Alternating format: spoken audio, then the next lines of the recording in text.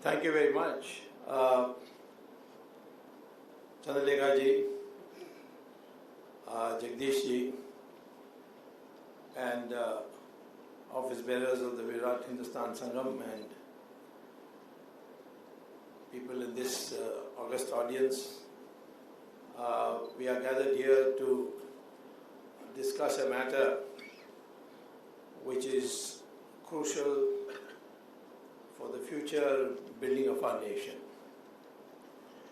Although it's just a simple amendment bill that was passed, it has triggered all the hidden fears of many people, and has also given us an opportunity to define nationhood more clearly. In 1947, when we became independent, I should say we became free, Parmacharya had said that now that we have become free, let us also become independent. And people in those days couldn't figure out what's the difference.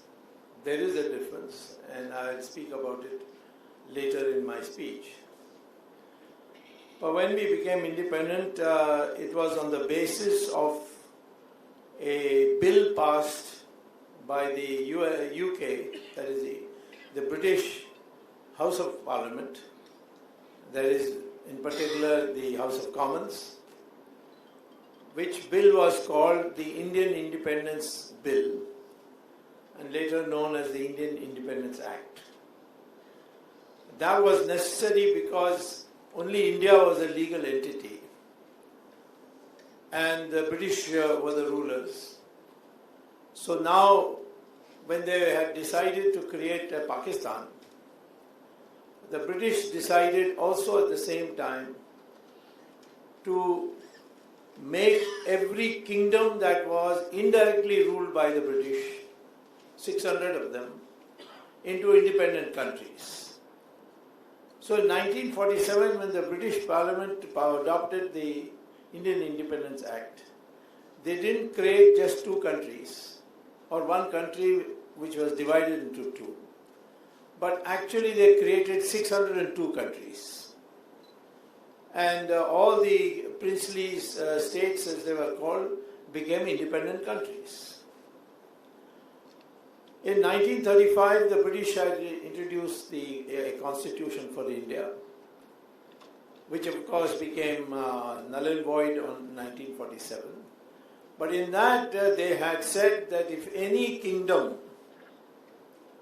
wishes to join the British Empire and become part of British India as a part of British India, then they must sign something called the Instrument of Accession. And that Instrument of Accession requires only the king to sign on a piece of paper that he is merging his kingdom with British India. And it did not require the king to seek the opinion of the people over which his kingdom prevailed. So just a mere signature of the king was legally enough by the British Indian Constitution that time, 1935, to become a part of India. And they said once you merge, you can never again separate out of what was then British India.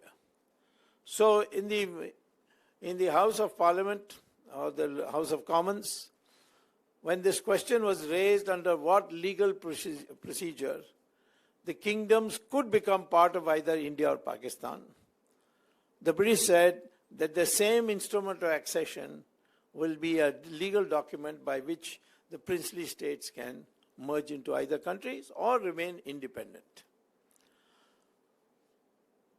Most of the 600 countries, 600 then independent countries, the princely kingdoms, decided to merge with either Pakistan or India.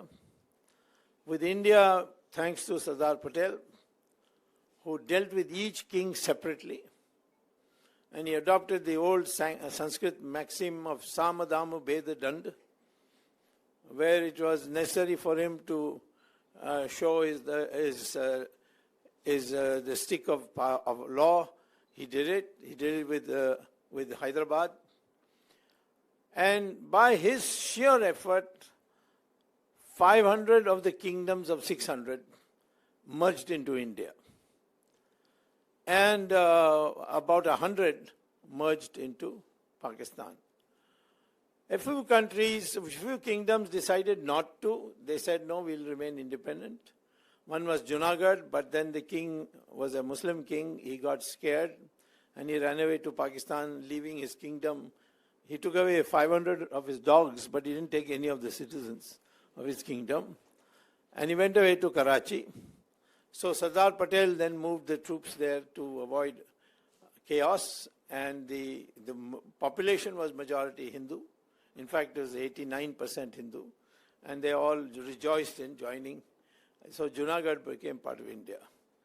In the case of Hyderabad, the Nizam decided to say, I'm going to join neither India nor Pakistan. I'll be an independent country.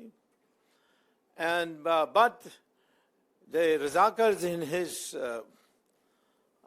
his kingdom decided to go beyond the borders and attack neighboring Hindu areas, butchering them, and they created a major, human rights problem. So Sardar Patel sent the army to the borders of Hyderabad. He didn't send it into Hyderabad. But Nizam panicked and he signed the Instruments of Accession. So that's how Hyderabad became part of India. In the case of Kashmir, there was a Hindu king in a then Muslim majority area because Jammu had not been added. But the fact is that he decided that he will make Kashmir into a Switzerland of the world. That's what he said. But no sooner he made that announcement, Jinnah sent the military into Kashmir, and they came very near Srinagar. And then the king got panicky, came running to India. And that time he couldn't meet Jawaharlal Nehru. He was not there. He was, I think, probably abroad. He was seeing some special friends of his in London, whom I did not name. But he met Sardar Patel and said that, please save me, send the Indian army. He said, how can I? You are a separate country. So he said, no, we'll worry about that later. But you please save me now, because they have come to Baramulla. It's only a matter of one day for them to come to Srinagar. So he pulled out the instrument of accession from his drawer and said, sign here first, then only it will go. Otherwise, you go and meet your fate. And that blackmail worked, and the king meekly signed the instrument of accession, which means Kashmir, Jammu, Leh, all became an integral part of India, and under the British 1935 Constitution can never be revoked. That cannot be reversed. It's an independent, it's a part of India. When Jawaharlal Nehru returned, of course, he was aghast, and he had a huge fight with Patel, and then he decided to go to the United Nations without cabinet approval, without the cabinet knowing, without Sardar Patel knowing, without Mahatma Gandhi knowing. He went to the UN and filed a petition there in what he called as a dispute, when in fact he should have filed the petition under the clause of aggression. So he immediately accepted it was a dispute, and then the UN issued some instructions which Pakistan didn't follow, and then the matter just dragged on and on. I'm telling you all this because you have to see this Citizen Amendment Bill or Citizen Amendment Act now in that context. So therefore, this Kashmir problem has lingered on, and Jawaharlal Nehru agreed to a ceasefire, even though the Indian army had advanced straight into what is now called as Azad Kashmir or Pakistan-held Kashmir, occupied Kashmir. And Muzaffarabad, the capital of POK, was captured by the Indian army. But Jawaharlal Nehru made the army come back. and thereafter the state of affairs of Kashmir, you know. Now, in the aftermath of after August 15th, 1947, there was an assurance given by Mahatma Gandhi to the Hindus that he is working to see whether we can rejoin again now that the British have gone. He said it will be easier for me to deal with Jinnah. So a lot of people on that faith decided to stay in Pakistan, even though they were Hindus. And the whole movement was led by the Muslim League, which had regarded the Hindus as enemies. So therefore, a problem began where the local Muslims decided to grab the properties of the Hindus, occupy their houses, forcibly convert their children, and do all kinds of atrocities. So an exodus started. Exodus from this side, not by being pushed out, but by willingly, a large number of Muslims went. So there was a real massive flow of citizens of both states crossing each other. And suddenly then Jawaharlal Nehru decided to hold a meeting with the Prime Minister of Kashmir, Prime Minister of Pakistan called Liaquat Ali. And they jointly said that they will protect their respective minorities. That was in 1950.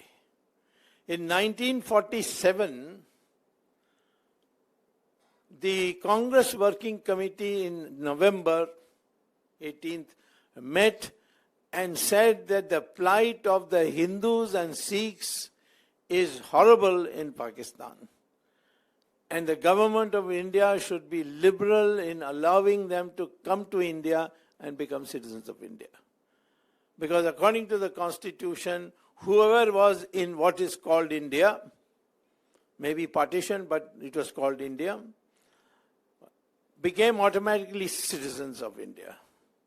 So anyone after that could only become after the government had enacted a law, which is called the Citizenship Act, which finally became enacted only in 1955, where there's a procedure on how you can become a citizen. Sonia Gandhi has become citizen according to Section 6 of the Section 5 of the Citizenship Act. Of course, her form is faulty and she can still be, her citizenship can be cancelled, but I'll worry about that later. The question is that in 1950, many people stayed on after the signing of the Nehru-Liaquat Ali Pact. But that Liaquat Ali was a liar. He did not keep to any of the promises he made. And so the persecution of Hindus, Sikhs, Buddhists, Parsis, Christians began in a big way, even after signing of the pact. That is after 1950 and after the Indian Constitution had come into force. And so many people started coming to India. By then, that original constitutional provision that if you were in India, on Indian territory in 1947, you automatically became Indian citizen, no more applied. And so they had to go through a procedure. The Citizenship Act had not been formed, had not been enacted. So they were literally stateless people, and they were designated as illegal migrants. So this group of people who came because of religious persecution were titled as illegal migrants, and they were given a piece of paper saying that you can stay here without a visa till this matter is settled. That is, the question of your citizenship is settled, and after a law has been enacted. But even after the Citizenship Act was enacted in 1955, these people, the Hindus, Buddhists, Sikhs, Christians, and Parsis, they were not given citizenship. And largely because they came running from there, they had no papers to show, which was required under the Citizenship Act, Provisional Citizenship Act at that stage. So a number of appeals were made. Mahatma Gandhi, in his prayer thing before his death, also had made an appeal. Large number of people had made appeals. Jayaprakash Narayan, who then had by then gone into Sarvodaya, he made an appeal. So the appeal was there galore that these people should be made citizens. And in the meantime, the United Nations, which had come into being in 1945, in 1948, it enacted the international law for refugees. And there they made two significant paragraphs. Those who come on religious persecution, and they had that time in their mind the Jews, the treatment of Jews in Germany. And so who had gone to various countries as refugees but were not being given citizenship. So they said those who have come on religious persecution should be given citizens of the country they're given. They also added a paragraph, those who come to a country illegally without documents for economic reasons, they will not be treated as refugees, and they have to be treated on merit as the sovereign country regards it. So two different categories were created. One for religious persecution, and the other for those who came to improve their material prospects. If an Indian today goes to America and wants to settle down, he has to go through a great enormous process. In some countries, it is even longer. So these citizens, these people who came, they fell in two different categories. They were religiously persecuted people, but they didn't have any papers. So their only thing they had was a piece of paper that they can live without a visa in India, without a time limit. So this went on, and they had to be kept in tents, in camps. And they could not get jobs because they didn't have citizenship. They had no papers. The paper that they had of staying in India had classified them as illegal migrants. So nobody looking at that, seeing they're illegal, was giving them a job. And so on state dole, they were surviving. Generations passed, many of them dead. Then their children also were illegal immigrants. Just because they were born in India, they were not given, because they were in that category. And so a chorus grew that they should be given citizenship.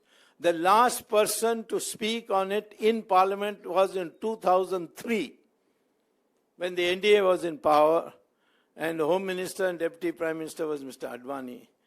And the leader of the opposition was Dr. Manmohan Singh. He got up and said, Mr. Advani, have a large heart. I mean, look who's talking about large heart. He have a large heart. These are people who deserve citizenship immediately. But Mr. Advani could not do it for I don't know what reason. And this kept pending. And then when Mr. Narendra Modi came back on his second term, many of us, and especially the RSS, felt that this is an anomaly, an unfairness that needs to be cured. And we had actually originally planned to bring it in the first term, but the Congress objected, saying we want to send it to the Parliamentary Select Committee. It must be analyzed fully, and then only a recommendation will come. The Parliamentary Select Committee then received it in 2016. They worked on it in 2016, 2017, 2018. They gave a report, a majority report, recommending that these people should be given citizenship. But by the time 2019 came, we got it passed through the Parliament, Lok Sabha, but because we didn't have majority, and the elections were near, nobody was in a mood to hear it, so the bill lapsed. And so when the second term began, the first thing we did was bring this bill. It was passed in the Lok Sabha, of course, because we have majority, and a big majority. In the Rajya Sabha, people thought we will lose, but actually we won by a huge majority. Because many of the parties today who are speaking, they voted for us. Some parties didn't want to vote for us, but didn't want to vote against us also, like Trinamool Congress. So they absented themselves from the parliament. So therefore we had a smaller group to get a majority from, and by majority it became a bill of parliament. A bill became an act of parliament. So that is the legal position. Now what does this bill say? This bill says that it has been a long-standing demand for these particular people who have come on religious persecution. That is from Afghanistan. The Sikhs were driven out after this. The Soviet Union had captured Afghanistan, and Pakistan and Bangladesh. These three countries, a number of people have come because of religious persecution. They have come illegally to escape persecution, and we have maintained a register of them, and the register has 31,313 people left. Right from 1947, those who are alive, those who came little. So we made a cutoff date that as of 31st December 2014, whoever has come under religious persecution from these three countries, it's an incomplete chapter of Partition, and therefore to complete it, it has been decided that these 31,313, of which 25,000 were Hindus, 5,000 were Sikhs, about 2,000 were Christians, 2 Buddhists and 2 Parsis. They will be given citizenship. Since the Citizenship Act says you have to have 11 years of residence in India, including the last year being continuously in India, that was waived and said 5 years for them as a special case, because their people who have been living in camps, they had no records whatsoever, but for 5 years they were able to get ration cards. So on that basis, we decided that the cutoff period, those who came to India on religious persecution before 31st December 2014 and had been in residence in India for at least 5 years, they will get citizenship. Now, unfortunately, there is no Muslim in that register of 31,313. Why there is no Muslim? Which Muslim will come on religious persecution from Afghanistan, Pakistan and Bangladesh, you tell me. You find me one Muslim who is ready to say, I cannot practice Islam in Pakistan and come to our country, I will help him get citizenship. But there is nobody like that. They say, no, there are Shias who are being persecuted. Well, Shias none has wanted to come to India. They all go to Iran. Iran is a Shia country and a prosperous Shia country. What about Ahmadiyas? The Sunnis say they are not Muslims, but the Ahmadiyas say we are Muslims, we believe in the Quran. And when they come out, escape, they go to Bahrain and places like that, where it's easy to get a job. And there are people who have come on non-religious grounds. Even then we have been ready to give them citizenship, like Tariq Fateh. But he said, I would prefer a citizenship of Canada because India is too close to Pakistan. And I'm speaking every day against Pakistan, so anybody can come anytime and kill me and go. So I prefer a distant country. Taslima came from Bangladesh, and she has taken Swedish citizenship.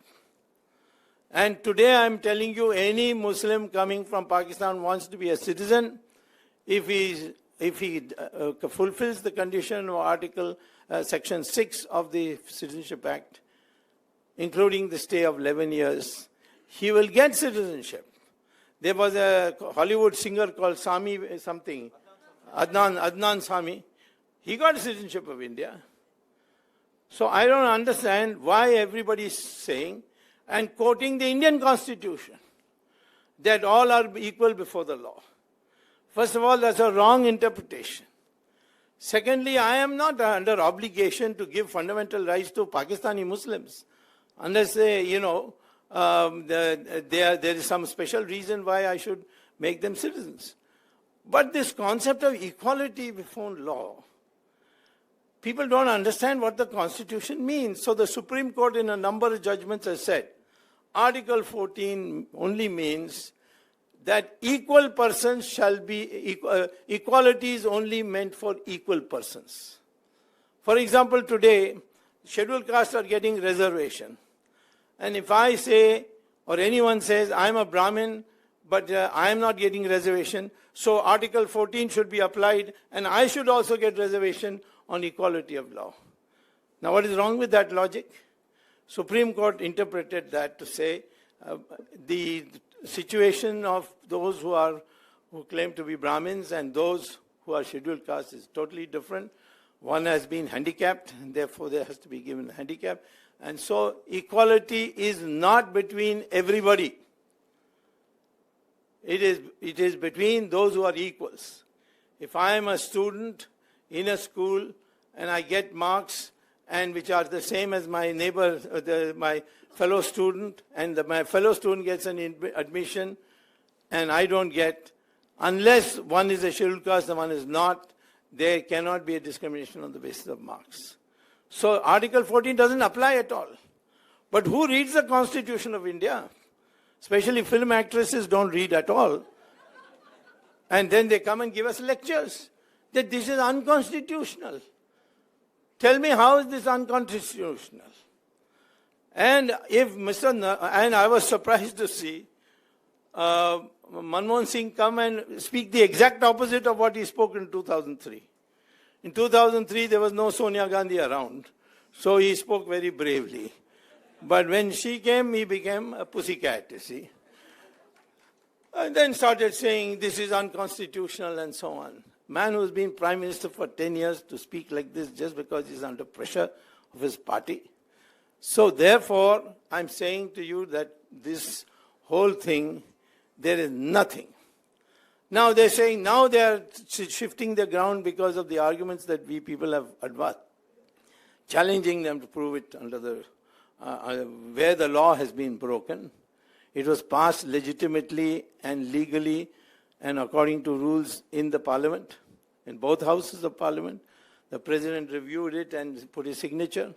It has become an act now. What was a bill has become an act. There's nothing illegal in that.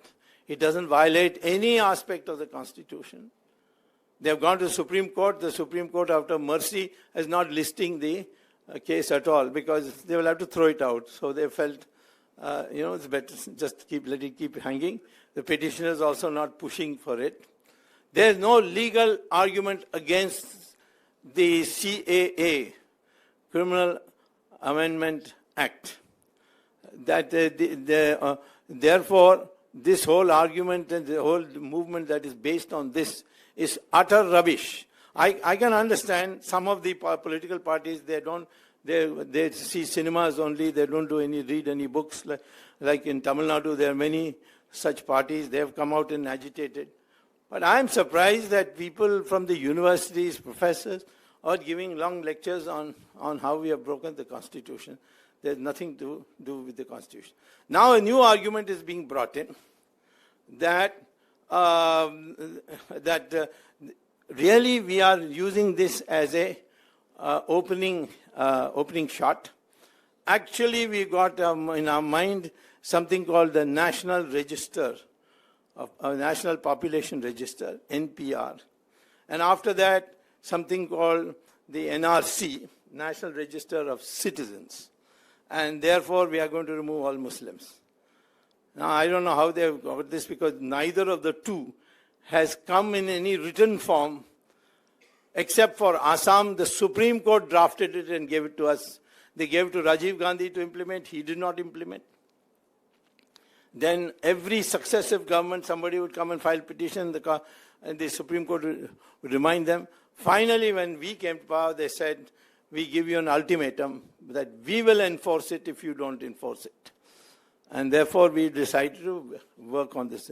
There we have said that for Assam, that whoever is not a citizen, either by naturalization or by birth, he shall be evicted, because the Assam people complained that a large number of people from Bangladesh have come for economic reasons.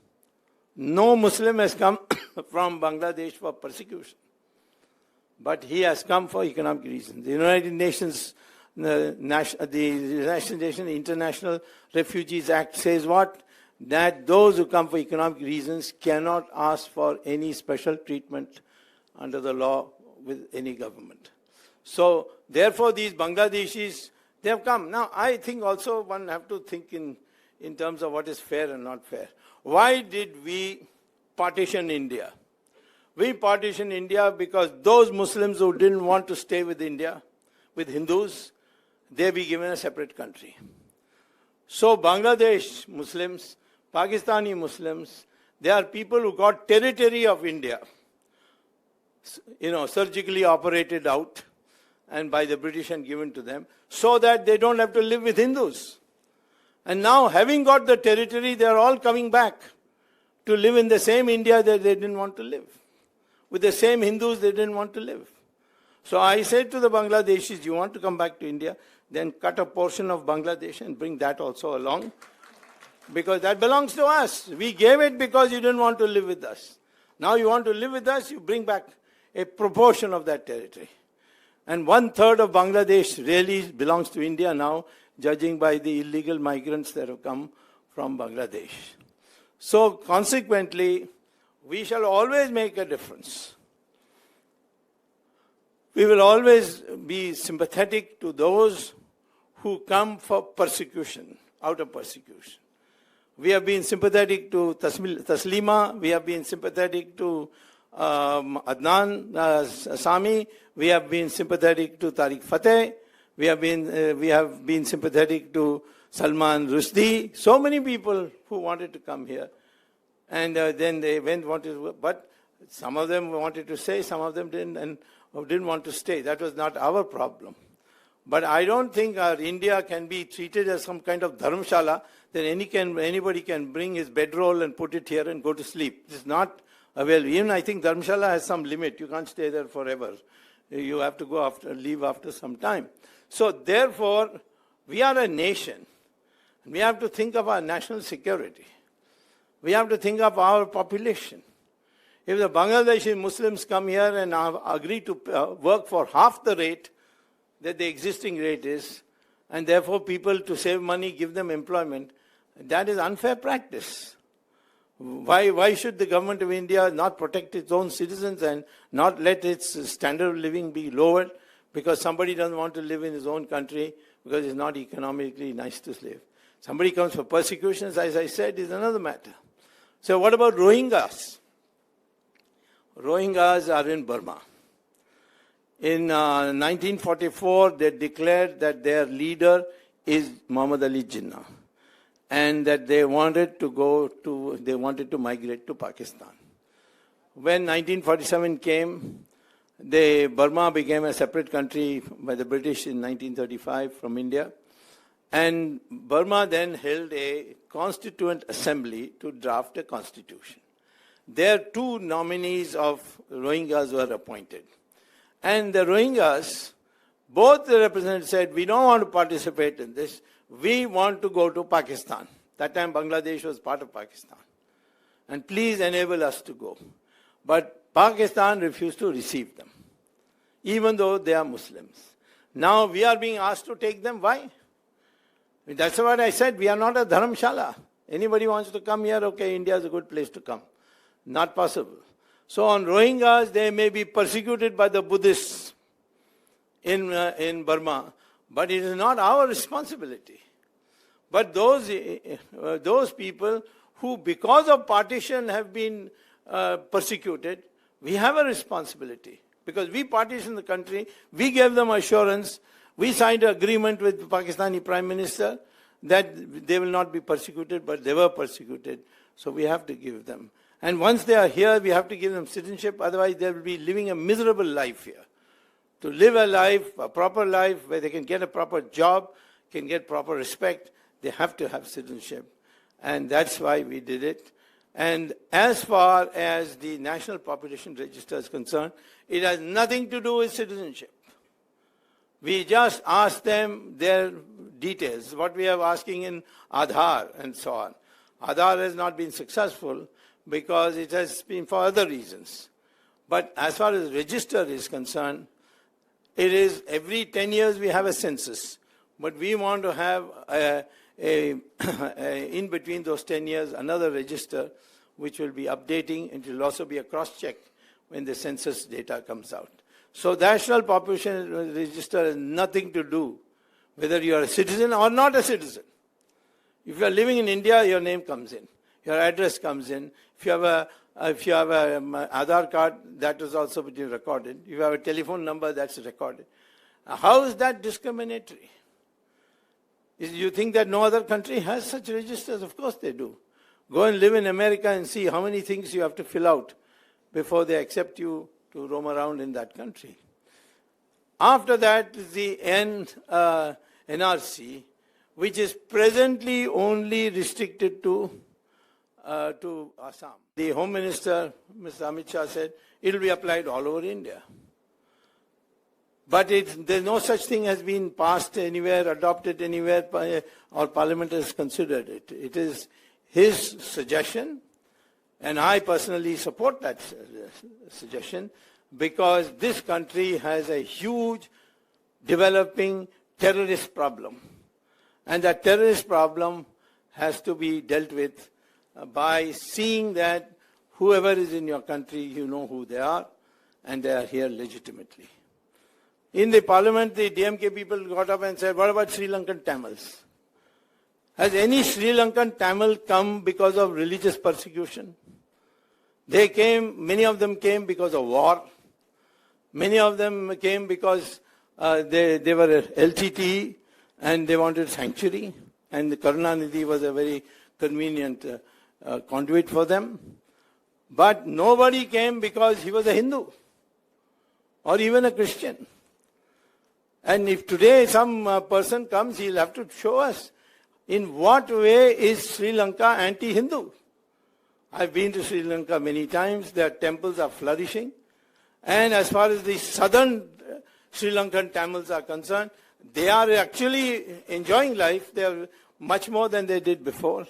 When the Bandaranaike Indira Gandhi agreement was signed and they were all left high and dry and asked to return to India. And the same congressmen are giving lectures. What about the Sri Lankan Tamils? Sri Lankan Tamils are not coming on religious persecution. If they want to come for a better life, then they can apply under Section 6 of the Citizenship Act. And go through the due process. Just as they go through a due process when they go to Canada and go to Australia and New Zealand. So they have to go through the same due process here. They cannot be included in the category for which we brought an amendment recently and passed. It appears to me that this growing unity in our country, and particularly amongst the 82% of the population, is worrying a lot of forces, and especially our neighbors. And of course, our political opponents who see a consolidation of Hindus rising above caste, region, language differences, learning that how the British poisoned our minds to think of ourselves as different parts of India as separate, leading to secession movements. All that is collapsing. A united India, even if it's the united Hindus, because that's 82% of the population, it is a huge, big force for India's national security. We are very ready to cooperate and integrate every other community. The Parsis, they are totally integrated with our Hindu community. The Jews who are left after Israel was formed, many went back. But during persecution, there was only one place in the whole world where the Jews were not persecuted. That was India. And the first parliament session of Israel in 1948 passed a resolution, thank you India, the only country which didn't persecute Jews. Can the Syrian Christians in Kerala say they were persecuted? There is no question of any of them being persecuted under the Indian Constitution anyway. If you have been here for long years, you become a citizen. And if in 1947 you are here, you are automatically a citizen. And therefore you enjoy all the rights which everybody else enjoys. But that doesn't mean we are going to forget the ancient culture of India. The ancient culture of India requires all of us to unite and know that we have a common heritage and that heritage should be taken forward. Even Muslims can participate in that because, as I have found from studies of DNA, Muslims have the same DNA as Hindus. That means their ancestors were Hindus. Otherwise, how can they have the same DNA? And consequently, there's nothing wrong. In Indonesia, they are Muslim. Their currency, one of their, they have a 10,000 rupiah note in which Ganapati's picture is there. And I was taken aback when a Muslim country, it's a theocratic, it's a country where they have said we are an Islamic republic. But when I was Minister of Commerce in the 90s, in an international conference, I met the Indonesian finance minister and asked him, why did you put Ganapati in your note? He said, you see, in 1997, our currency was devaluing very fast, and nothing would stop it. And we didn't know what to do. So somebody from Bali came, a Hindu Pandit, and he said, if you put Ganapati's picture, it will stop falling. So in the cabinet, we said, we have tried everything, nothing has worked. Let's try this and see if it works. And we printed currency notes with Ganapati in it, and it stopped falling. So, therefore we are keeping, and they're still keeping it. The airline is called Garuda. All their names are Sanskrit names, or derived from Sanskrit. In Jakarta, in the middle of this main thoroughfare, they have a huge chariot with Krishna sitting, advising Arjuna. They are not, many people used to have asked them, you are Muslims, how can you have all this? They said, we have changed our religion, but we have not changed our culture. That is what we want in our country. And that one culture will come when we all rise above caste, regions, language differences, recognize our unity. And I think that it is a very good thing that for such a simple, ordinary thing, the opposition has made such a big hullabaloo that the mainstream of India has united with us. We have our reports suggest that the silent majority is with us, and therefore this has been a great step forward for us. Thank you very much. Dr.Swamy will take questions from the audience. You want a microphone? Yeah. You have a mic? Questions. The name. Just say it. You can ask your question. First give your name and then ask the question. Thank you. Sir, my name is Nitya. Namaskaram, sir. What is the difference between NRC and NPR? And also, how does NRC relate to CAA, the amendment that we have made? NRC has no connection with CAA.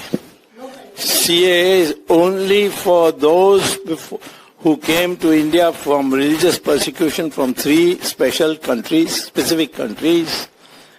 and they have been here before, at least 5 years before 31st December 2014. And that's all. NRC at the moment is restricted to Assam, which says that all those who came illegally from Bangladesh shall be evicted. It doesn't make a difference between Hindus and Muslims. Those Hindus who came from Bangladesh can prove that they have come because of religious persecution. They will be treated in a new amendment to come in the future because they won't come under this category because they have no way, they did not put themselves in the register before 31st December 2014. So that has got a different subject, a different scope, and has nothing to do with people coming from Pakistan, Afghanistan and Bangladesh for religious persecution. As far as the population thing is concerned, that is for all people living in India, whether they are citizens or not citizens.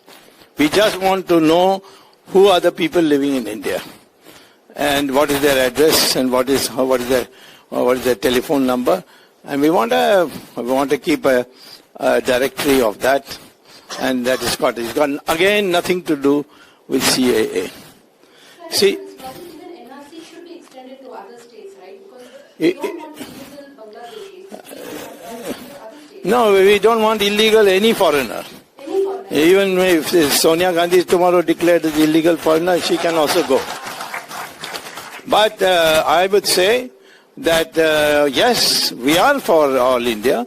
I'm only saying that the idea was first thought of by the Supreme Court only for Assam. But when we extend it, we don't need Parliament vote for that, by the way. It's an executive order. And that time we will extend it. But at the moment, let us get this work done and then move on to the NPR, which is the population register, and after that the All India NRC. I can ask questions in Tamil also if you want. Sir, namaskaram, sir. My name is... Huh. I have two questions for you. One is that... Speak into the mic. One is this. You are going around educating people about CAA and other aspects of this question law. What is the government doing about it? Who? Government. We are a small group of people sitting here listening to you. Yes, we have clarity, but what about the rest of them? It is pushing them into kind of an intolerant situation right now. Because most of the people are not informed, and that is why you have the situation. Yep. And that is true for every other act that the government is taking. Yep. Well, I'm a professor, so I have a habit of going around giving speeches. But something more has to be done. You are closer to the ruling party, and Yeah, I will. some more request has to be done, and something has to be done about it. Well, they take it personally if I say that I'm doing better than you see. So anyway, I agree with your basic point. The government has failed in its information, submissions, and the people have taken advantage and have worked on the ignorance of the people. The media has been manipulated, and even cinema stars have jumped into the fray without understanding anything. So yes, today's agitation, the government must bear responsibility for being ill-prepared to meet the consequences of passing this act. The second question is, what about those who came after 2014? We'll have a new act, new amendment act. When you find I don't think there's anybody left in Pakistan now to come. Afghanistan is also more or less cleaned of. I think we only got our government officials in Afghanistan. Bangladesh, we have been very tough with the Prime Minister, and so she has cracked down quite a lot. But most of the people coming there are coming for economic reasons, and that's very hard to stop. And you can't stop by having BSF, one more division of BSF, because they get bribed. See, one of our character weaknesses that we have inherited from the British times is accepting bakshish, you see. So we have to find the only way we can cure this problem is by evicting back those who came illegally. And then when that message goes around, we are not the only country having that problem. Look at the Americans, they have it on Mexicans. And what a lot of debate is going on whether a wall should be built or not a wall should be built. So therefore, any country which prospers in a better way than its neighbor, there are bound to be illegal immigration on economic grounds. But we have to protect our borders to see our own citizens don't suffer because of the incompetence of your neighbors' governments. Good morning, sir. My name is Balamurugan. Yeah. Oh, yeah. Balamurugan, I want to ask two questions, sir. One, yes. Could you explain the process of NRC when it is covered for all over the country, because all sorts of nonsense are spread by the opposition parties and the media people. Yes. Because the kind of questions the papers, if you don't have, all kinds of fear mongering is done, especially beyond the politicians. The mainstream media is doing that. Yes. This is the one question. The second is what sort of action can be taken against the media people who intentionally spreading misinformation, and it is going beyond any limit, sir. Thank you, sir. First of all, I don't know what the NRC is because nobody knows. Because we have not come out with a draft of NRC yet. We have only given the concept. And but when the draft comes, then we can have it vetted. Of course, we'll send it to the law ministry and get a clearance from them that it has been drafted according to the Constitution. The Constitution will protect anyone from for their constitutional rights. So NRC cannot take away anybody's constitutional rights. But so these people who are speaking about NRC, ask them to produce a draft. Tell us which draft are you relying on. They will not be able to. But you see, this cinema culture has spoiled everybody. So anything can be said at any time with a suitable dialogue to follow it. So I think as far as the media is concerned, the more sensational the news, the better for them. They sell the papers better. The media TRPs go up. So how many media people can you catch? And then there will be screams, there's suppression, so on. So I would say that if you ever come across any utter falsehood being uttered by media, please get hold of some friend of yours who's a lawyer and ask them to file a case for 5 crores damages. And you will become rich also, and they will also learn a lesson. I have done that with many newspapers, so nowadays no newspaper wants to publish anything about me because they're afraid that I might file a case against them.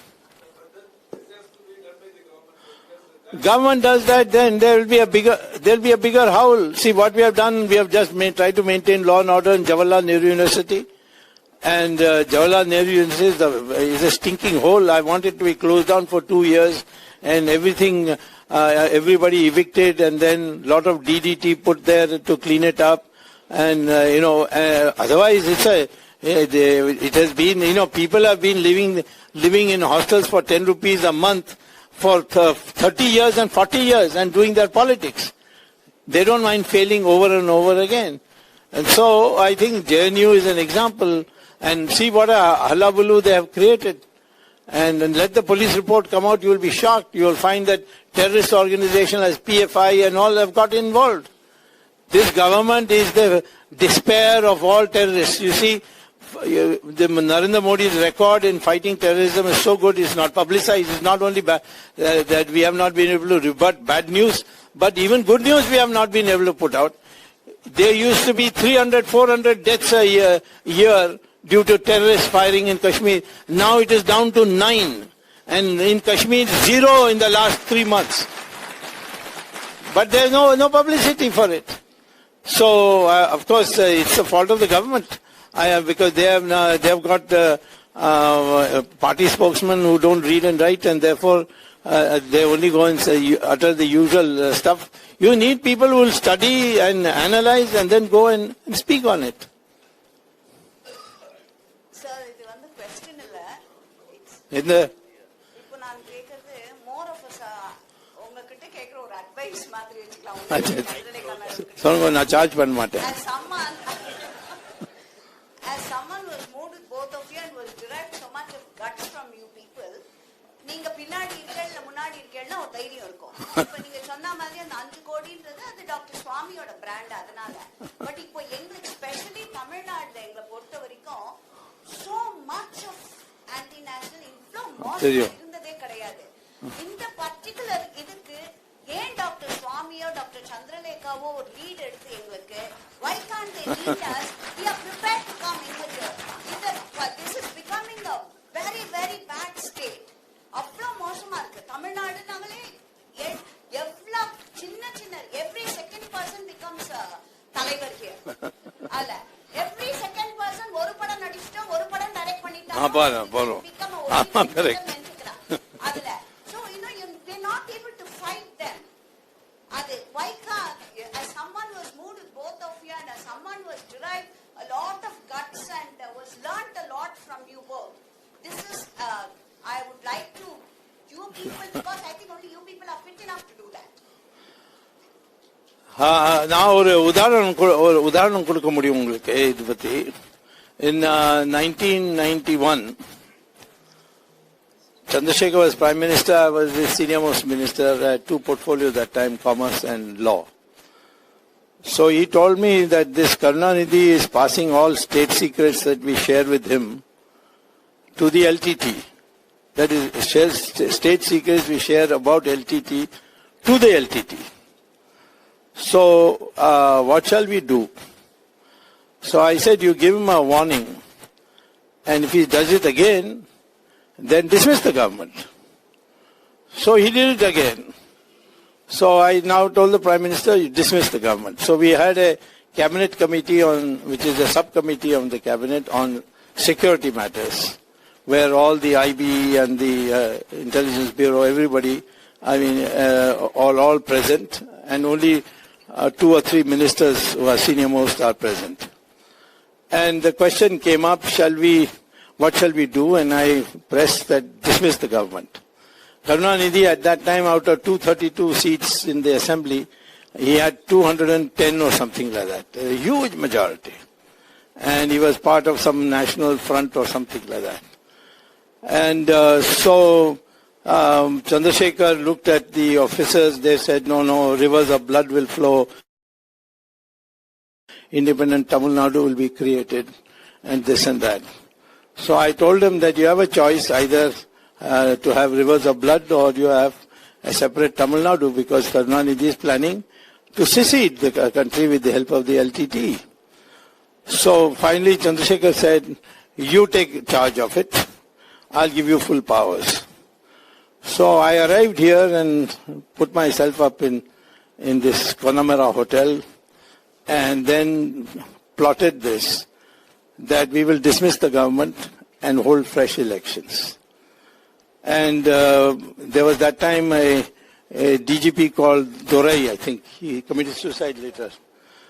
I called him and I asked him, we plan to dismiss this government, and I don't want any buses to be burnt and peace to be maintained. Can you do that? He said, well, I'll have to then resort to police firing. I said, yes, go ahead, fire. He said, people will be killed, and then there'll be a commission inquiry and all that. So I took out a pad from my pocket and wrote on it, on behalf of the government, I authorize you to kill up to 5,000 people for maintaining law and order. And I said, show this to all the police stations and get hold of all the history charge sheeters, list which police stations have, and say that you have got orders to shoot to kill. And then anything happens, the commission inquiry comes, you give them this letter saying that this Dr.Swamy on behalf of the government who ordered us. You will be surprised that not only no bus was burnt after dismissal, but even a cycle was not burnt. And I searched for Mr. Karunanidhi where he had gone. He had gone to Oliver Road, hid himself, and put a lock outside on the door so that people think nobody's at home. So finally I sent somebody there to tell him that we have no intention of arresting him. I will tell you, this Tamil Nadu, all these fellows, they are a terrible minority. If the central government decides to crack down, they will not stand here, because the majority of the people in Tamil Nadu want peace and quiet. They want to pursue their life in peace and quiet.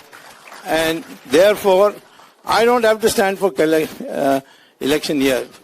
If tomorrow Tamil Nadu things really get bad, I will start putting pressure on Mr. Narendra Modi to dismiss the government here, whether it's this government or that government, I don't care. But any government which allows ISIS, PFI, all these people to carry out anti-national activities in Tamil Nadu, they have to be taught a lesson. Just as LTT was taught a lesson, the same way these people have to be taught a lesson. It is not the question of lack of political representation, it's a lack of guts, and that you must teach your children that. Otherwise, most of the mothers will say, "Ayyo, in the bambila iska ninga kadu." Tane vele paathu povunga idella arasiyalvaadigalukku enna pandralo adu vittu kodunga. That is the mentality that we have today. You infuse fear into your children. Instead of that, infuse courage. Tell them to be rational, not irrational in the use of courage. But I think Tamils have a long history of fighting. The Cholas, Pandyans, even the Tirumala Nayakas, they did such valorous acts to keep Tamil Nadu safe from foreign invaders. We seem to have lost this culture when the British came and made you all into clerks. So that we have to now go back to our old Tamil culture and revive the spirit of fighting for your rights. Good morning, sir. My name is Srinath. I've been a great fan of your recent writings, including your book Reset. So my first question is, if the economy continues to disintegrate, how likely is it that all the illegal Bangladeshis voluntarily go back and Bangladesh implements its own CAA? Well, Indian economy will not be permanently in a bad shape, because we were in bad shape in 1965 when we were almost on starvation, and very soon afterwards we had Green Revolution. In 1990, when I became minister, we were about to default on foreign exchange payments. And overnight it all changed and we started growing at 8% per year under the leadership of Mr. Narasimha Rao. So India is never going to come down to that kind of position where people want to leave this country. Most people come, this is a very unique country, we have still democracy. And democracy, by the way, is inside the hearts of the people, not because of our education. When Mrs. Gandhi declared election in 1977, America, at that time I had escaped twice to America. The second time I escaped. After landing in America, suddenly Mrs. Gandhi announced elections. So I said, I'm going to go back. So all my colleagues at Harvard University told me, why you want to go back? Democracy is not for poor people, where you have such a large population of poor people. Only the educated people understand what democracy is. Mrs. Gandhi is sure to win the election. Now, when the results came out, I found all the educated South voted for Indira Gandhi. But it was the uneducated North which voted her out and defeated her also. And that's how we got democracy back. So this ancient culture of ours, whether you are educated in English or not, it doesn't matter. That Indian tradition has always been democratic. And therefore, many of the things, the qualities we have, these will one day be the factors which will bring us back to a fast economic growth. So you don't worry about that. And of course, if Modi comes to a new realization and makes me finance minister, I'll do it in 1 month. What and who is stopping you to be FM? Yes, that's a good question. As far as who becomes minister, it's always the prime minister. But I have a disqualification. I'm not only an economist, but I'm also a politician. And all politicians are always worried that you appoint somebody who will do well, then he'll now become contented for your seat also. So I think many of the people are telling Modi, be careful of Swamy. Once he will improve the economy, then he will say, Modi, you better leave. Now I can be a better prime minister also. So that fear factor is the reason why I'm not becoming finance minister. Dr.Subramanian Swamiji. I'm from Shiv Sena. I'm a learning politician. Which Shiv Sena? The Bombay one? Shiv Sainik of Tamil Nadu, Chennai. But not of Maharashtra? Tamil Nadu. Are you connected to the Shiv Sena of Hindu Uday Samrat Balasaheb Thackeray? All right. I have a question, sir. Okay. I know that our party, Shiv Sena party, voted in favor of CAA in Lok Sabha. Yes. And we remain neutral by not voting either in favor of CAA or against CAA. Yes. But as far as I know, as a learning politician, as a proud citizen of this India, that whatever laws are passed in Lok Sabha and Rajya Sabha become an act. But I'm confused to see that the Kerala Chief Minister passes a resolution on the Citizenship Amendment Act that the people of Kerala are against this. So I find some kind of treachery in this. This is treason. So instead of always recommending emergency or just removing the government in Tamil Nadu, 30 Hindutva Karyakartas were brutally murdered in Kerala. Why don't you straight away dismiss the Kerala government? This cannot happen in this country. And I'm proud to say that not even single minority should be left in that Pakistan and Bangladesh. I want everybody, because for every square kilometer there are only 250 Pakistanis. But in India we have 440 people. And I don't mind if... Now your speech, you can't give a speech. The speech only I can give, you can't give a speech. First of all, what did the Kerala Assembly resolution say? Can you tell me what it said? Kerala Assembly. Did you read the Kerala Assembly resolution? No, what did it say? What did the Kerala Assembly say? It says that the entire Kerala populace are against Citizenship Act. No, it didn't say that. You have not read it. That's the problem with giving speeches, you see. You must read. Go home and go to download from the website of the Kerala Assembly the exact text. What it said is that this act that the Government of India has passed in Parliament is not acceptable, full stop, and the Government of India should withdraw this amendment. It did not say that we will not implement it. If it had said that we will not implement this, then Article 356 can be applied and the Kerala government can be dismissed. Secondly, about the killings that are taking place, we have to make out a case because there is a Supreme Court judgment called the Bommai judgment, under which circumstances you can dismiss a government. Now, I cannot accuse the Chief Minister without having any evidence whatsoever that he directed the killing of RSS people or Shiva Sena people or anybody, but that it was not done by PFI, it was not done by Marxist cadres, all that, and then dismiss the government, an elected government. They will go to court and they will be vindicated. So what I have to do is to see that those who are doing the murders, we catch them. In the last 6 months, I have not heard of any RSS man being killed in Kerala, because those killers know what will be the consequences. So therefore, that is what we need to do. We have to create an environment where people can live freely. In Kerala, the communists are in power, but now the communists have lost everywhere in the country. They were, lost in the world also. They used to say there's no inflation in Soviet Union, there is no unemployment in Soviet Union, there's no poverty in Soviet Union. Now there's no Soviet Union also. So therefore, they are contracting now. They are getting their national vote is only 1.5%. So don't worry about them. They are on the way out. So get ready for the cremation ceremony of the Communist Party. Sir, good morning. Sir, Sandhya from Perambur.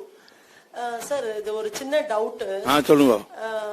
நம்ம இது ஆக்சுவலா நீங்க மத்தவங்களுக்கு answer கொடுக்கணும். ஆக்சுவலா நம்மள கேக்குறாங்க, என்ன கேக்குறாங்கன்னா, என்னென்னவோ பண்ண வேண்டியிருக்கு நாட்டுல, இதெல்லாம் விட்டுட்டு இத போய் இவங்க இதெல்லாம் பண்ணி உட்கார்ந்துட்டு இருக்காங்க. வேணும்ட்டுமே இவங்களோடது ஃபோக்கஸ் எம்ப்ளாய்மெண்ட்டுக்கு வழி பண்ண தெரியல, அத பண்ண தெரியல, இத பண்ண தெரியல, அதெல்லாம் விட்டுட்டு இதையே நோண்டுறாங்க. இவங்களால கம்முனே இருக்க முடியாதா? பொருளாதார அமைப்புல நம்ம முழுக்க தோல்விதான் பெற்றோம்.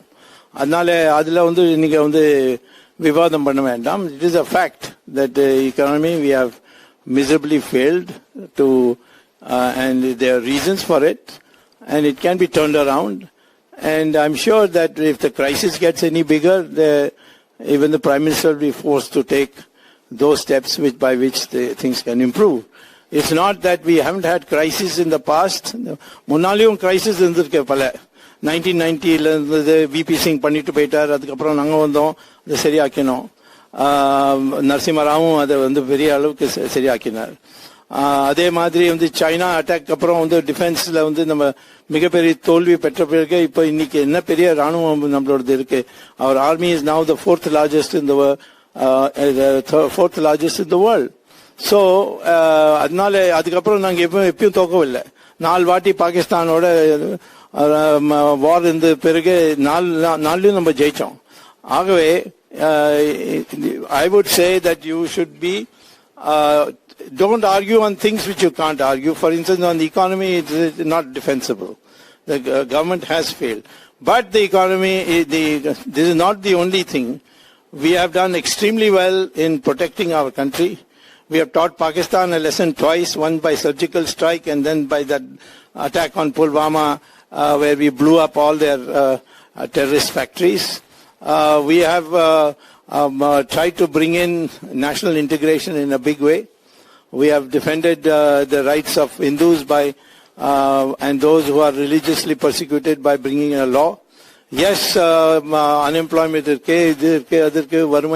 all this is there, and we admit that we have not followed policies by which we could correct, but just wait a little more. And it's better than having a government which is constantly stealing our money, just like the previous UPA did. And all of them now are on bail and soon will be in jail. So therefore, that is no alternative. There is no alternative. There's only one of us and we've got to improve and we will improve. Namaskaram sir. என் பேர் கண்ணன், நான் டிஆர்ல இருக்கேன். Hindutva and ஸ்பெஷலா தமிழ்நாடு பத்தி சொல்லுங்க. பிரச்சனை என்னன்னாக்க 70s 80sல இருந்த young பிரெயினை வந்து பிரெயின் வாஷ் பண்ணி ஹிந்துஸையே வந்து ஹிந்துஸை எதிர்த்து பண்றவங்களை எல்லாம் சப்போர்ட் பண்ற மாதிரி பண்ணிட்டாங்க. இதை நம்ம வந்து எப்படி திருப்பி கொண்டு வர? அது உண்மைன்னா இந்த கோயில் எல்லாம் இத்தனை பெரிய கூட்டம் இருக்கு, எதுக்கா இருக்கு இங்க தமிழ்நாட்டுல? பின்ன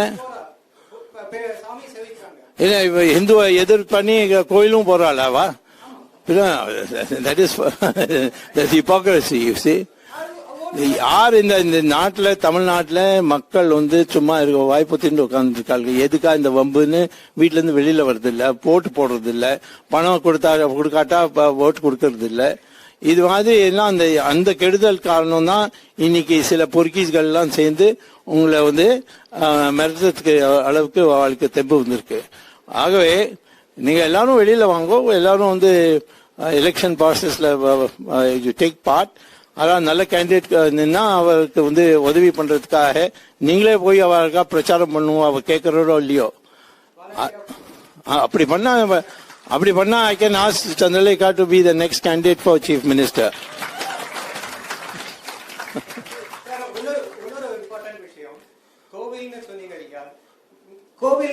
ஆமா, கோவில் கோவில்லயே வந்து திருட்டு பண்றது வந்து முஸ்லிம்ஸோ கிறிஸ்டியன்ஸோ வேற ஜாதிக்காரரை விட இந்த மக்கள் தான் பண்றாங்க, ஹிந்துஸ் தான் பண்றாங்க.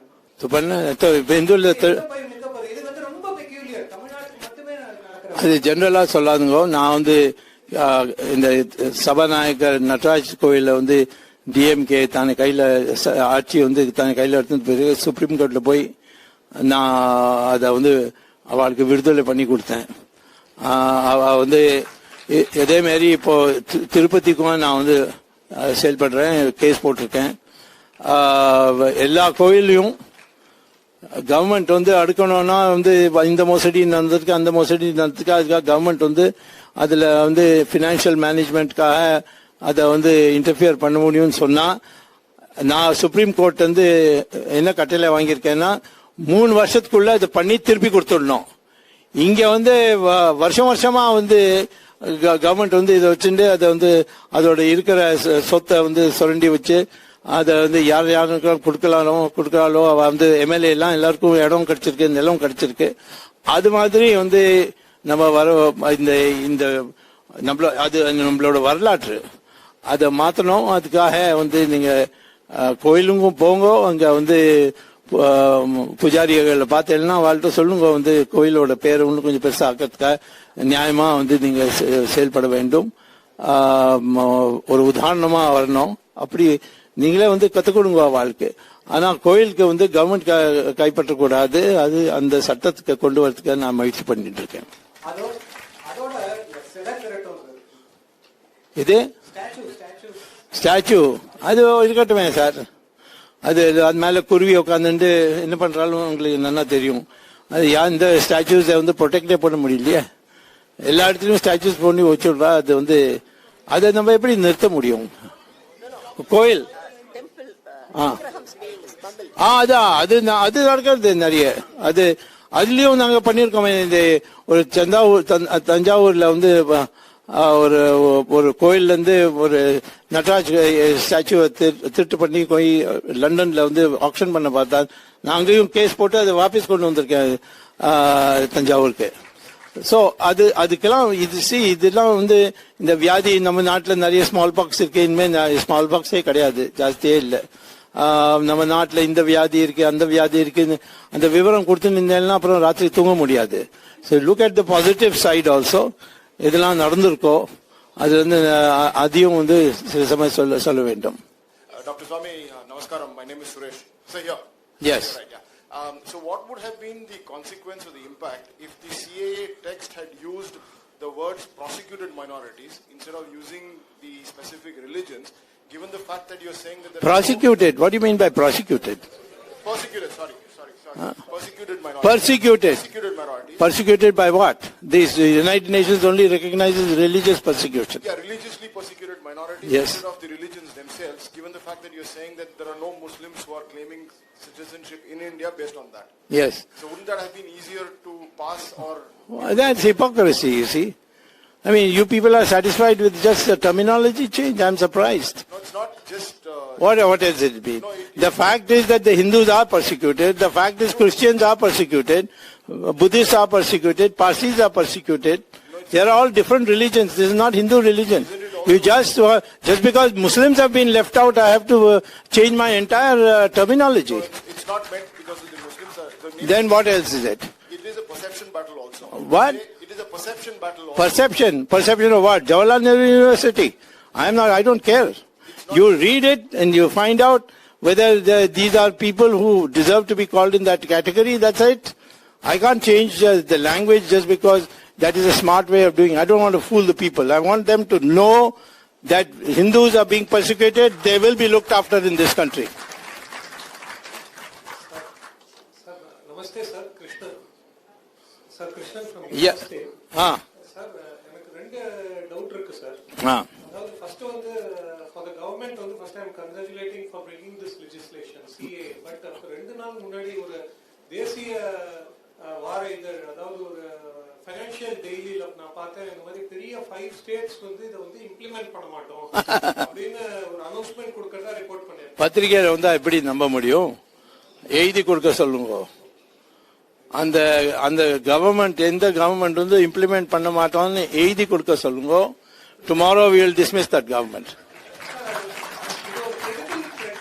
Is it a credible threat? அதாவது பண்ண முடியுமா இந்த மாதிரி ஒரு state கவர்மெண்டால? Yes, Article 356. You are not following the... Please read Article 256, which says that if the central government gives any instruction to the state government, which is constitutionally valid, and the state government refuses to implement it, then Article 356 can be enforced, which means dismiss the government. It's there. It's the same thing happened with Karunanidhi when we dismissed the government. We told him, don't have anything to do with LTT. He didn't listen. We dismissed the government. Sir, there is a next part, but very good things are being done by this government. So? But will we lose it because of the political formation? That is of course, that is the strength of the opposition. They are making black into white, white into black. And we have to learn some lessons from that. I agree with you that we need to be, our propaganda should be much better than it is. And there are some shall I say, structural problems within our party why this is not happening. I think 1 or 2 knocks that we get will make us wake up and rectify the situation. This is not a long-term problem for us. Sir. Thank you. Sir, here, sir. Yes, sir. Yeah. இந்த question regarding CAA இந்த புதுசா கிளம்பி இருக்கிற இந்த matter பத்தி எக்ஸ்பர்ட்ஸா இருக்கிற பிரகாஷ் ராஜ், அருந்ததி ராய், இவாலெல்லாம் வந்து they are creating so much of misinformation to young people who haven't read. We honest, if you haven't read, we haven't read. But இவால எப்படி டாக்கிள் பண்றது? எல்லா பிரச்சனைக்கும் கவர்மெண்ட்க்கு அகைன்ஸ்டா இவ கிளம்பிட்டா இது என்ன பண்றது? செகண்ட் ஒன், இந்த ஏர் இந்தியாவோட இஷ்யூனால அதை பத்திலாம் வந்து எதுவும் அதை குவைட்டா அமைக்கிறதுக்கு இந்த சிஏஏ இந்த டைமிங்கா இல்ல அடுத்த வருஷம் அப்புறமா கூட கொண்டு வந்திருக்கலாமா? சிஏஏ வந்து இந்த வருஷம் இப்பதான் கொண்டு வரணும் அப்படின்னு இப்பதான் கொண்டு வரணும். அது வந்து அது டிசைட் வந்து ஏர் இந்தியாவோட எப்பல இருந்து நாம வந்து எதிர்பார்த்துட்டு இருக்கோம். 1950ல இருந்து. It should have come in 1950 itself. But this delay. It should have come in 2016. Again delay. Economy, we have failed in. That but you are giving so much reset. No, that is agreed. That I am told you we have failed in the economy. There is no question about it. I have no doubt. But I can also tell you that we can rectify it. And some of us are working to see whether the Prime Minister can be persuaded to change the methods that he has adopted so far in dealing with the economy. He changes that, and so that there can be change brought in, real change brought in, and the matter is rectified. That's another matter. But in so many areas we have succeeded, and there's no appreciation. Then of course, your lack of appreciation in the economy becomes meaningless. So the Break India forces in the Arundhati Rai மாதிரி ஆள்லாம் அது இருக்கட்டுமே sir. இந்த நாட்டில் வந்து ஜனநாயகத்தில் வந்து இது மாதிரி யாரெல்லாம் பேசாலும் பேசுறதுக்கு விடணும். அதுக்கப்புறம் வந்து மறந்து போயிடுவேன். போய் சொல்லிட்டோமே, போய் சொன்னா வந்து கர்ம வீதியில வந்து அவளுக்கு நல்ல அடி கிடைக்கும். யமா வர போகுது. Namaste, Dr. Swamy. I'm Venkat Mitra here. Yes, okay. Is NRC taken to back burner by the government? If so, on strategic interest or due to political compulsions? No, NRC is a requirement for as far as Assam is concerned because of Supreme Court direction. But we say, why only Assam? We say that we want to do it in every state. And Supreme Court has not objected to it. If you are going to target foreigners in Assam, why can't you also target foreigners in other parts of India? And therefore, there in Karnataka, I know that a lot of Rohingyas have turned up there. They have to be dealt with. So we must know in each state who's foreigner, who's Indian. And that we'll do when we do an all-India NRC. But at the moment, the first thing we'll do is for Assam, satisfy the Supreme Court, and then we'll do it for the other states. So we will take two more questions in the interest of time. Yes, sir. Okay, one here. Good morning, Dr. Swamy. My name is Prasad. I'm from Chennai. Yes. I have two parts for which I want your response or reaction to it. One is basically to take off on what you were talking about NRC, where people have been urged and provoked to give wrong information or information at all. You mean Arundhati? Whoever. Not whoever, only one. Yeah, Arundhati, and there's a lot of Muslim organizations. Mamta Banerjee. There are a lot of Muslim organizations over the last few weeks who have taken a lot of Yes. echoing the same thing. Yes. Now, if, for example, my name doesn't figure in the NRC, Yes. or I give wrong information, and therefore with other identities, cards or other identities that I might have, doesn't tally with the wrong information, I don't exist in the records as a citizen, which means I probably can't vote in the future. If something like that happens and a large mass of people do not figure to vote, what is the kind of response? No, first know the procedure. No, I'll stop you in this and then hear the second question. When the NRC is completed, it will be published. Correct. Then you find your name is not there, you immediately put a petition, I'm a citizen. Well, how come my name is not there? Okay. And then the government has to hold an inquiry. Whether you are a citizen and what happened, why did you excluded, and then satisfy you. And if you are a citizen, you will be put back in the list. Okay. It is not a final list unless it has been tested by inquiry. The second part is we were talking about the vibrancy of the democracy. Yes. You're saying that the so-called illiterate not upholded democracy where the... Now, I want your reaction on a statement which a writer had made. I mean, he was recently deceased. And he said, to uphold a vibrant democracy, we need a touch of autocracy. You touch on? Autocracy. Because you need to, somebody has to enforce democracy. No. All the power that people in power can exercise is in the Constitution, and you can't go beyond it. There's no touch or non-touch. We need a Constitution. For instance, fundamental rights. Have you got complete freedom on fundamental rights? No. Fundamental rights to speak is subject to reasonable restrictions. If Article 19 bracket 1 bracket A gives you the fundamental right to speak, the same Constitution, Article 19 bracket 2 prescribes the limits of your fundamental right to speak. You cannot say that I will break my country. That is there in the Constitution. But nobody reads 19 bracket 2. And they say, oh, this 19 bracket 1, my fundamental right. So, can I pray as I like? No, you can't. People said you can't abolish triple talaq because it's part of Islamic religion, and Article 25 gives me fundamental right to profess my religion. Yes, but it also says subject to reasonable restrictions. And one of the reasonable restrictions is equality of man and woman. And that is violated by triple talaq. So we got it dismissed. They went and challenged it in court and got dismissed. So therefore, the Constitution is very clear. There is no such thing as absolute fundamental right to do anything. They are all conditional fundamental rights. Sir, my name is Meena Vishwanath.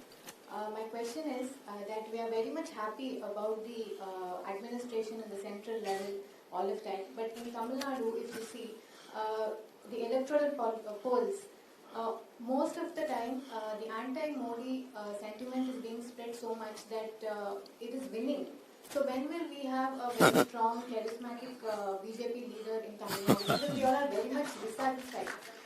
When the central leadership asks me who should be the charismatic leader, then only it will improve. The present BJP can never improve.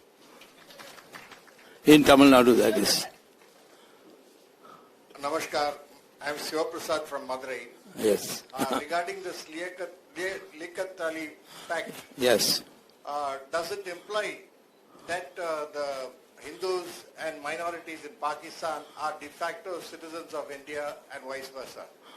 No, if they come here claiming that they were religiously persecuted and give some evidence of that, then they become citizens. But then we'll have to wait for another amendment act, because this present amendment is only valid for those people who came 5 years before December 31st, 2014.